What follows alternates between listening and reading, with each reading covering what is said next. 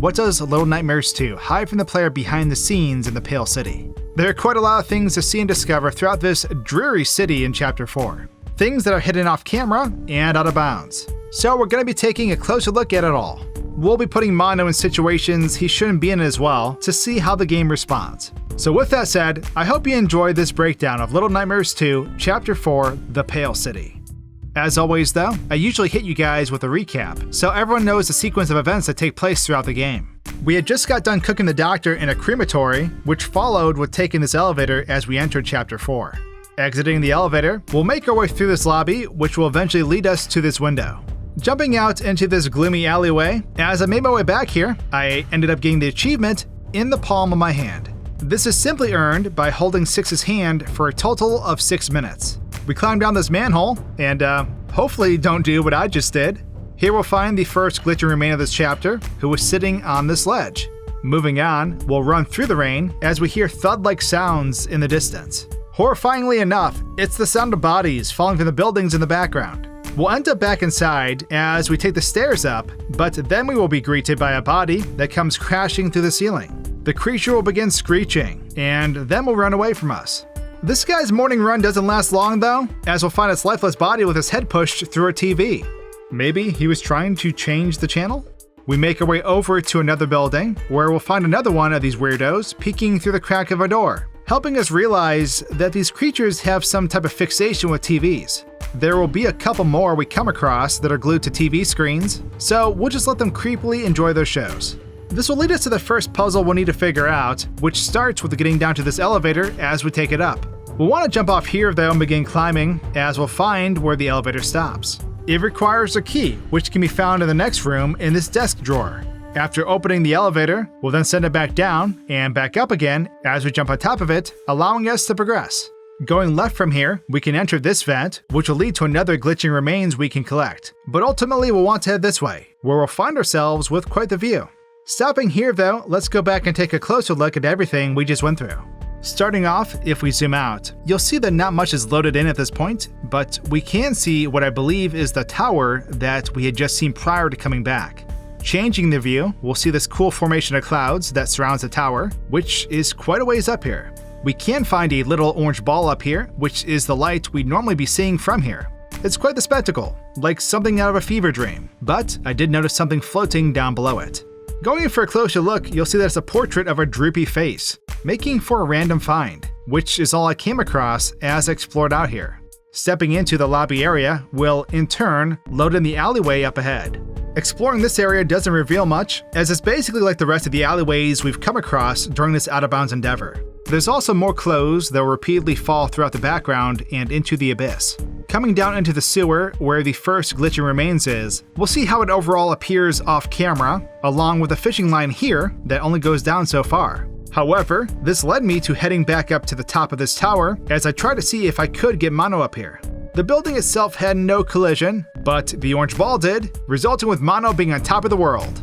Going back to the player's view, you'll clearly see that it's unplayable, as the camera snaps upwards towards the ceiling. Moving on though, I took a closer look at the background areas as I progressed, with no surprising reveals. However, I did find this picture to be curious, as it appears this viewer, as they're called, has 8 eyes. Can't say I ever came across one of them that had eyes, which drove me to question the poster. What do you guys think it could mean? All I know is that they don't seem happy, as we can see these ones in particular throw themselves off the buildings as they fall to their demise. Maybe their TVs stopped working? I was trying to get a closer look at them during this, but as soon as I began to zoom in, they'd sadly unload. The boundaries for their culling range seem to be different from the objects themselves. Teleporting over here, you can see that I get the same results, which makes sense, seeing as we're obviously not supposed to be able to come back here. Moving forward though, this is where we encounter a viewer that ends up falling through the ceiling. Checking this out from out of bounds, we can see there's text up above where the viewer ends up coming from. It reads, broken planks for ceiling when TV person falls that animators can use. Move down 600 units. A developer must have left this gift for the animation pass on this area. The body will appear right next to the text as it begins to fall. Following this TV person, we'll see that once he reaches the TV that he ends up running into head first, he vanishes, with a duplicate of him appearing instead. Moving on to the next TV people that we encounter, I messed around with deleting some things and getting a closer look at them, with their faces consisting of stretched flaps of skin. Truly horrific, if you were to ask me. I was surprised to find out that they are hostile if you get too close, as they shoot these sonic-like waves at us, ultimately taking us out. It's death by screeching, which apparently only affects mono, as 6 does nothing to help the situation. Wondering what's going on behind the shower curtain with this particular TV person, I took a closer look, finding that the model isn't as detailed as the rest, which of course makes sense, seeing as we normally wouldn't be able to enjoy bath time with them like this. Zooming out though, we'll see that we're at the first puzzle we encounter for this chapter, and as you can see, there isn't much going on outside of normal gameplay here. Promptly making my way through this obstacle, we then find ourselves where we had left off. So with that, let's continue on now. So after taking in this glorious, gloomy view of the signal tower, we're gonna head up this way, where we'll end up assisting 6 with this contraption here, in turn allowing us to jump over to 6. Climbing up a couple ladders and a gutter, we'll head into this building, where things begin to fall apart. Quite literally, actually. The building will begin to shake as the ceiling slowly starts to come down. We'll want to start rushing through this part, as the ceiling doesn't hold long. It's another one of those chase scenes where we need to stay ahead, as we'll ultimately fall down and through the floor, with the screen fading to black. As mono comes to, we'll see that our flashlight is toast. 6 is trapped within the debris, hence needing our help as we pull her out. We'll find ourselves in a dead-end room that appears to be a child's room, which follows with us going down this hall. This leads us to another TV interaction that requires us to go in. However, this time it's a little different. We'll actually make it to the door this time to open it. In a pink hue, a slender man with a hat can be seen sitting in a chair, as everything begins to get intense. Once he starts to get up from the chair is when 6 rips us out of the TV, essentially saving us. You'll be able to see this thin man within the TV at this point, as he too begins to make his way out of the TV. He then pursues us for a short but horrifying chase. This will lead us into the other room that we had just been in prior to this incident. Sliding under the bed will offer us safety though. However, this does not turn out to be the case for 6, as she falls out from under the table while trying to hide. 6 then gets ripped away from us with her glitching remains being visible, only to vanish as we approach them. Heading back to the TV, we're going to want to approach it once again, as we end up taking a wild, trippy ride through this flesh-like wormhole. This follows with mono bursting out of another TV, as we've just discovered a new way of traveling. After that mind-boggling trip, we'll make our way up and out of this room, as we're going to be using these TVs on the regular now. Positioning this TV over here and then going through this door, we'll want to go through this TV once again, as we'll be able to progress. Coming up here, we'll run across the sides of these buildings, eventually reaching another TV puzzle. Coming down here is where a remote controller can be found, as we'll now be able to turn the TVs on and off, which ends up being crucial in upcoming scenarios. Pushing on though, if we drop down and immediately head back here, we'll find another collectible hat, being a postal carrier hat. Proceeding forward, we'll want to keep this hat on, as it will be needed for an achievement that's coming up. Turning this TV on though, we'll then position this cart over here like so, then TV warp back to where we were. Now we can swing across and proceed forward, as the cart we had just positioned gives us a path to cross over. Let's backtrack from here though, and check this all out from another perspective. Zooming out, where we get this lovely view, we can see how the buildings are positioned, with the void being visible down below, as the buildings further back are less detailed. If we come over here though, there is a glitching remain I forgot to mention. Getting a closer look, we can see it's jumping up and reaching towards the crates in front of it. We can see it was intrigued with these creatures that are caged up, being a combination of rats and giant moth-like bugs. Anyways, while messing around in this area, I tried warping over to the buildings in the background, with no luck sadly, as they have no collision. Moving on, we'll come to the part where the ceiling ends up crashing down on us if we don't move fast enough, so I decided to sit here and see what happens as we're crushed. As mentioned previously, slowing down the game will cause Mono's model to have an exaggerated reaction to impacts, resulting with this spectacular dance, as Mono flails all about through the air. It's pretty hilarious to watch, along with seeing 6 have no reaction to the collapsing ceiling. However, while we're leaping into this hole for safety, we can see how the ceiling comes down on 6, who ends up disappearing during this instance. She'll end up reappearing as we land down below, which makes sense, seeing as normally during this part, the game will briefly fade to black, hence hiding this disappearing and reappearing act altogether. We can see the TV hallway is loading in at this point though, so let's go ahead and give it an overall closer look. If you try to leave this area once the TV gets us in this discombobulated state, you'll see that we cannot leave this room. However, I decided to warp Mono out of the room in efforts to save him from this traumatic scene that's about to take place. Sadly, Mono remains in distress though, as he still has trouble moving about. So scrapping that idea, I went in head first, as I warped into the room where our tall friend was patiently waiting for us. It took a minute, with some technical difficulties, but I managed to get myself in here and was able to walk about, as you can see. The Thin Man, as he's called, is the person behind the transmission that's causing the distortion of the Pale City. He has quite the menacing vibe with his appearance. While observing him, it's fair to speculate that Mono and the Thin Man may have something in common. Hint hint, nudge nudge. I digress though, there wasn't much I could do in here with him, aside from getting stuck in the air like so. Once Six rips us out of this dangerous situation though, if we go back up, we can see that the Thin Man will just stand there, as he'll do this indefinitely throughout this scene. However, a duplicate of the Thin Man is used here once he begins to make its way through the TV. The hands we end up seeing on the TV screen are just that, a pair of hands floating within the TV. However, once he begins to make his way out of the TV, you'll see he comes out from under the floor. I had to go back a few times here to find exactly where he comes from. Also, I realized that slowing the game down may have altered how he is coming up and out during this whole sequence. Eventually though, I found that he'll spawn in as this contorted ball as he spins up into the room, where we can then see him making his way through the TV. Like the character from Poltergeist 2, he'll stare us down as he menacingly approaches us. When the Thin Man manages to get Mono, you'll see that it almost looks like he's force choking him, with Mono eventually zipping to his hand as he sadly holds Mono up in the air right before the game resets. During a sequence where he sees Six, you'll see in a similar fashion, he'll reach out once again as he pulls Six out of the room. Once they reach the hallway though, the Thin Man will simply disappear, as Six disappears shortly after him. Of course, we'll see Six's glitching remains sadly vanish at this point, but looking out of bounds though, we can see the weird wormhole that Mono ends up falling through once we go into the TV. During this trippy scene, I sadly could not break off camera during this scene to get another perspective though. It was interesting to watch in slow motion however. So now that we're in this new area, I zoomed out and found that we are actually quite far from where we just were, as all that remains down here is the flesh tunnel. Yes, I know what I just said.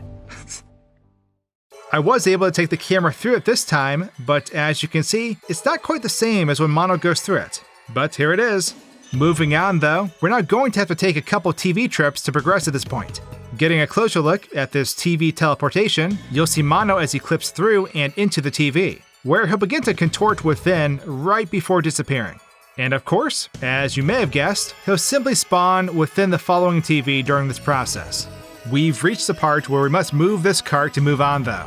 But instead, I simply instant transmission my way across as we'll now proceed forward as normal. Pushing on, we'll want to get up to this coat hanger and take it for a ride as we zip across and crash through this window. Entering the next room, we'll find a TV person that is glued to a TV. Luckily, this will allow us to pass by the viewer with no issue. Walking through this kitchen and onto this small balcony, there's a TV hanging here that we'll want to turn on. Once doing this, we'll want to make our way back to where the TV person is and hide behind this chair. Turning off the TV that the viewer is glued to will upset her, as she proceeds to the other one hanging outside, since we had turned it on. Now we can use this one to teleport over to the hanging one. We'll then climb our way up here as we make it up to, yet again, another TV person. However, turning this TV on and the other one off will cause a TV person to rush over to the one that's on, as he plummets to his death. Now the way is clear as we make our way across. From here, we'll run across some more rooftops, as we'll eventually zip down and into a quite morbid scene. I'm not going to pretend I know what's going on here, but it appears that the signal tower has a bunch of these TV people in a trance, which is causing them to, well, leap off the building. One by one, we can observe these poor individuals plunge downward. Next, we go ahead and jump down here, as we'll want to travel through this TV. Before doing so though, you want to go out this window and push this TV off the ledge. Otherwise, we'd end up falling to our death. So once doing so and safely making our way across here, we can push on, as we'll now need to open this door. Removing the boards will cause the TV person that's waiting behind the door to activate, as they begin beating the door down. Backtracking to this lever as quickly as possible, you want to get ready and zap this fool, as we electrocute them once they step into the water. Let's take a closer look at everything we just covered though. Zooming out before we take this coat hanger for a ride, we'll see the current layout that's loaded in. Doing this, I notice a figure standing out in front of the room we are coming up to next. Getting a closer look, it appears to be the TV person that we end up tricking with a TV that's hanging outside the kitchen window. However, while making my way to this area, I took another look and found that this actually may not be the case. As you can see, there are two of them now. I figured this one out of bounds may have been used for a particular interaction, but found that to be an unlikely case, as each of them has minor but different features. Their faces, or lack thereof, aren't the same, along with the hair color. Coming back out and observing this scene as we perform the steps in order to proceed, you'll see that this TV person that's out of bounds never budges. Ultimately, this drove me to conclude that this out-of-bounds TV person may be an extra that they just left in, given the totality of the scene. So moving on, I made my way to this fella, who is also enjoying some TV time. When making this fool obsessively rush over to the other TV, he dooms himself. If we follow him down though, we'll see that he bangs against this rooftop, almost disappearing immediately after. At this point, I decided to see if the TV we just used could be used again, seeing that we destroyed this particular one in the process. Teleporting over, I quickly realized that no, we cannot, which makes sense. We're now coming up to the morbid scene where all the TV people are in a trance with a signal tower as they practice their diving skills. To my surprise, I didn't realize that there were 11 of these individuals out here, as you can see. All of these viewers out here are the same model too. I figured it was safe to assume that these guys simply disappear when they fall off the buildings, but that's not the case. They'll fall, but only so far down, where they then freeze in midair. It's pretty funny looking to observe, overall making for a bizarre scene. Moving on and down below, I noticed a red cube out here, which I believe is implemented for the red glow we see within the TV. I decided to reset here though, as I plunged to my death. Doing this resets the poor individuals we just got done observing. So I warped my way back up here and then tried to see if I could interact with them, seeing as they had remained standing and had not walked off the building. They are completely unaware of Mono's existence, as I try my hardest to get their attention. Anyways, I prepared to carry on through these TVs. Slowing the game down and zooming in as we make our way through these TVs, we'll be able to get a closer look at the images that flashed on the screen while doing so. From what I gathered, it's multiple images of instances Mono and Six have gone through, including shots of the two of them, the Thin Man, the Signal Tower, and the TV people too. This spits us over into the window though, where we encounter the TV person that we end up electrocuting. Zooming out, we'll see the big open area we just went through is now unloaded. But it's time to end this fool that's clearly struggling with this door. I realized I haven't tried the Ant-Man approach with the TV people yet, so I went ahead and became a tiny Mono. Unsurprisingly, this ends up not working, as he comes up and blasts us with his sonic waves, which can't be seen here due to the view mode I'm currently in. Messing around here, this is when I discovered a duplicate model of the TV person up in the ceiling, laying there in his deceased position. I try going up there to see if anything occurs, which ends up being uneventful though. So with that, I went ahead and shocked this guy as I observed the duplicate up above, with no apparent interaction between the two. Perhaps this copy is used to replace the one down below after the animation is finished, or is used when a save is reloaded, and the game needs to keep this guy in a dead state. Getting a closer look as we give Mono a death by electrocution, we'll see sparks pop off him as he eventually falls over. I was hoping for some wild physics to take place, like with Mono's previous slow motion deaths, but that wasn't the case here. We've now cleared the way for Mono to carry on as normal though, so let's go ahead and push on. Pressing forward, we'll come to another TV puzzle which involves traveling between multiple floors. Going down this chute, we'll unclog it as we fall into a bunch of debris. There's a suitcase in here though that we'll want to open up, as there's a package within that we're going to bring with us. With this postal hat on, if you approach this door on the opposite end of the room, some hands will be present as they'll take the package from us. This unlocks the achievement Post-Industrial. Carrying on, we'll want to access this elevator and take it up.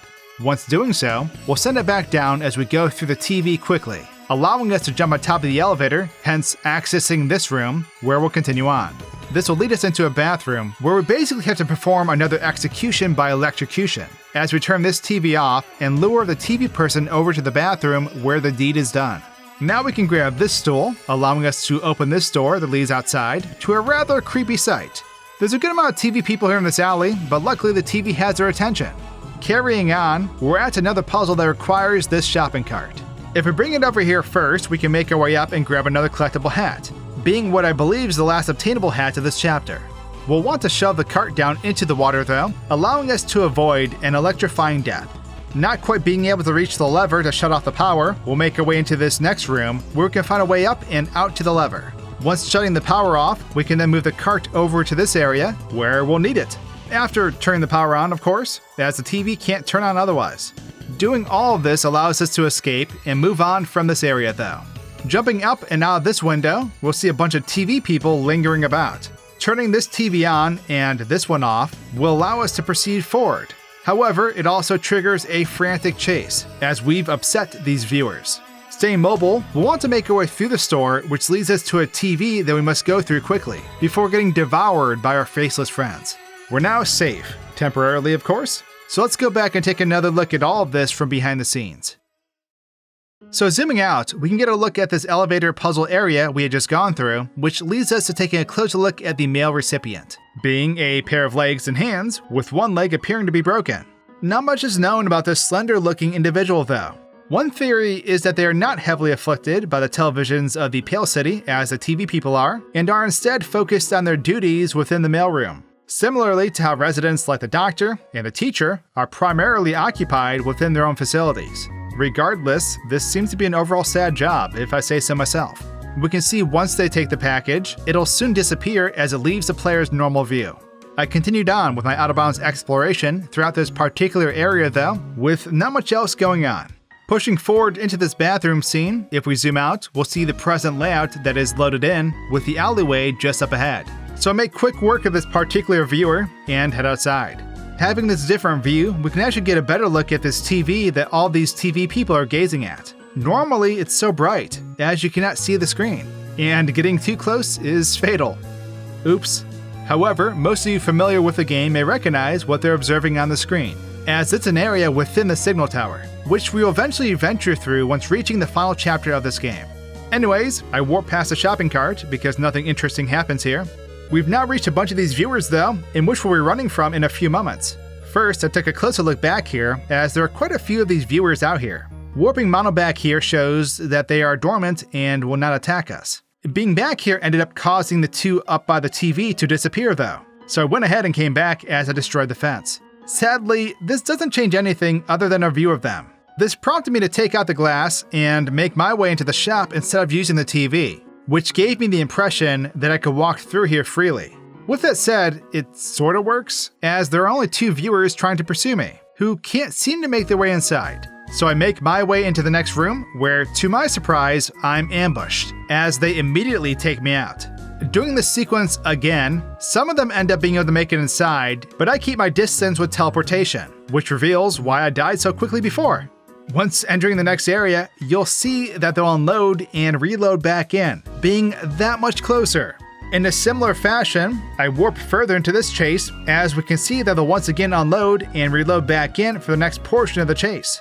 In an attempt to further break this chase, I warped up into the ceiling, resulting with them standing around in confusion. Seeing this, curiosity led me to warping back to the beginning of this chase to see what happens. I thought they'd do a 180 and come back for me, but to my surprise, they were all back outside, with the whole store being vacant, as you can see. So I proceeded to casually walk through the store with zero worries. Mistakes were made though, as I didn't anticipate the shelf that I knocked over during the chase having a death barrier in it, which killed me as soon as I entered it. Coming back, I tried to see if simply being up here would be safe, as the chase took place, which resulted with this TV person coming up and scoping me from below with its sonic waves. Glorious. It was fun while it lasted, but it is time to move on though. Going through this TV, we can see that it teleports us quite far from where we were, making for quite the jump in distance. But let's move on to the next section now. So moving on leads us to another TV encounter. Six will appear on the screen as she's trapped and trying to break out. Interacting with her, Mono will attempt to pull her out, but it doesn't last long, because the Thin Man ends up grabbing her and ripping her out of her grasp. He then comes for us. We need to grab this axe and break this door. Escaping this static nightmare, we'll find ourselves being stalked by him as we creep our way through this area. This will lead us to a stool we need to use to get out a window. As we're doing this, you'll see the Thin Man is horrifically approaching us in the background as he glitches his way through the hall. Escaping, we'll find ourselves sliding down into an abandoned train cart where we'll have temporary safety. This doesn't last long though, because when we jump into this following cart, we'll have the Thin Man hot on our tail as we once again run for our life. With patience and accurate jumps, we'll venture through this train with no room for mistakes. We'll make it to this lever and pull it, detaching the carts as we make our escape. This follows with an intense train ride that eventually ends with a hard crash that honestly should have killed Mono. Disoriented, Mono will get up and we'll want to backtrack. We'll come across more glitching remains of 6 as we'll want to follow her. It's fair to speculate at this point that all the glitching remains we've collected throughout this game were definitely snatched up by the Thin Man. This will lead us up and out onto the street, where we'll have this intense final encounter with the Thin Man. It turns into a duel in which we'll need to fight off the Thin Man's attempts at grabbing us. After successfully doing this a few times, the Thin Man will succumb to our attacks as he eventually disintegrates into the air. After defeating him, it's as if Mono has developed abilities beyond comprehension. He pulls a signal tower towards himself, making for a pretty wild scene. A door to the tower will open with a pink glow within as we proceed forward, with the chapter concluding. So back where we observe 6 trapped in the TV, if we change the view, we can get a better look at 6 during this scene. The Thin Man can be found behind her, who is almost contorted into a ball, with his legs clipping to the floor. His ankles appear to be in great pain, as we can see they're all twisted up. Overall, it just doesn't look like a pleasant time for the Thin Man. We can watch when he pulls 6 through the TV, as both him and 6 disappear within. However, another model of the Thin Man will spawn in with his head cut off, as his legs dangle through the floor as well. It's fair to speculate that they masked the model here near the top of the TV so that the player wouldn't see the Thin Man's head poking out the top. It sort of glitched out for me here in slow motion, but he basically comes out as he has in the previous TV scenes. Deciding to play games with him, I warped back from where we came to see how he'd react. He simply clips through the door we normally would have went through, continuing his pursuit as he comes to a stop walking in place. Coming back and going into this room with him, the door gave me a minor jump scare, realizing it's triggered by Mono's position, and not the Thin Man. My way is blocked though, so I warped by him and moved on, as he remained walking in place here. Normally, he'll disappear right here. We can't find him up here though, waiting for us to progress. He looks so peaceful. Typically he'll walk around up here and just disappear, as he'll reappear when looking down in the floor. I brought Mono up here to see if he'd react, but he didn't, as he continued his patrol through this room. However, after reappearing, if we get too close, whether we're up here or down below, it's lights out for Mono. The following area where he comes for us down this hall, we can see him menacingly waiting behind the door. It's almost as if he knows exactly what we're going to do, like he's done this before. Hint hint, nudge nudge. Warping back here though, we can trick him as he once again ends up walking in place. He clearly knows where we are though, as you can see. In another instance, I warped up to the window instead of using the stool, making for a quicker escape. But because I did this, he reacts just as quickly, as he streams down the hall once I tear off this board. He will disappear here as we progress, but we can once again find him waiting in the train, where he'll end up pursuing us again. Zooming out, we can get an overall view of this whole area. However, it's time to mess around with this dreaded old man once more. So as he began to chase me, I got behind him again, to see if he perhaps would wise up to my antics. We can see that he's trying to look at us, but continues his walk anyway. Clipping through a train door and approaching the part where we'd normally detach the train, he pulls a fast one as he glitches his way back to where I am, ultimately taking me out. Clearly, he isn't playing around anymore. However, I did end up warping ahead to get a jump on him as I detached the train cart with him being way behind, as you can see. This doesn't really affect the outcome of this instance though. In another attempt, I just skipped the whole train sequence itself. Warping over here, I found myself being able to continue on as normal, but as soon as I climbed up here, Mono went into his hurt state as he began limping. When you usually take the train and all that, we can see the Thin Man will just turn around and stand in this doorway indefinitely. Warping back here, he'll just continue to stand here, as we can roam freely. It's now time for us to make our way up to the final fight scene though. Moving the camera once we get up here, we can see that there's another signal tower to the left. This fight scene is intense though, which happens to be one of my favorite points in the game. However, not much occurs here outside of what we typically see, so we'll go ahead and blast this fool from existence. Now, this part, where we end up pulling the signal tower towards us, is pretty neat though. Zooming out and watching this from this perspective, we can see how the signal tower and all the buildings will come at us, with some of the buildings squishing together almost like an accordion. The buildings appear to be all grouped together and are getting scaled as a group, while the ends of the city accordion retain their shape. I suppose they could be scaling up individually as the whole package is scaled down. But with that, Hatless Mono has survived the Thin Man, and that is everything I found behind the scenes of Chapter 4, The Pale City. The final chapter, Signal Tower, is up next. Stay tuned, and I'll see you all in the next video. Cheers!